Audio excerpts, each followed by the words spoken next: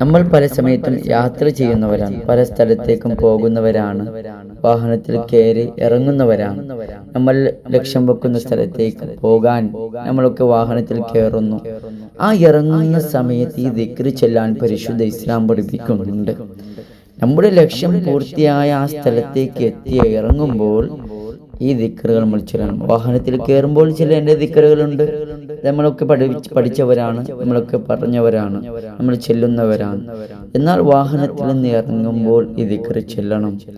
അങ്ങനെ ചൊല്ലിയാൽ അല്ലാഹു തആല നമ്മുടെ വാഹനത്തിലും നമ്മുടെ യാത്രയിൽ അല്ലാഹു ബർക്കത്ത് നൽകും. അങ്ങനെ ബർക്കത്ത് നൽകുമ്പോൾ നമ്മുടെ യാത്രയിലെ അപകടങ്ങൾ, പ്രയാസങ്ങൾ, നമ്മുടെ ലക്ഷ്യങ്ങളിലേക്ക് അല്ലാഹു ബർക്കത്ത് തരും. അത് ജോലിയാണെങ്കിലും മറ്റേത് വിഷയത്തിൽ. ഏതാണ് ദിക്ർ? റബ്ബി അൻസിൽനി മുബാറകം വഅൻത ഖൈറുൽ മുൻസിലീൻ എന്ന ദിക്ർ ചൊല്ലുക. അല്ലാഹു ഈ ദിക്ർ പതിവാക്കിയാൽ, നമ്മുടെ യാത്രയിൽ ഇറങ്ങുമ്പോൾ ചൊല്ലിയാൽ അല്ലാഹു നമ്മുടെ എല്ലാ യാത്രയിലും ബർക്കത്തും സന്തോഷവും തരും. അല്ലാഹു തൗഫീഖ് നൽകട്ടെ.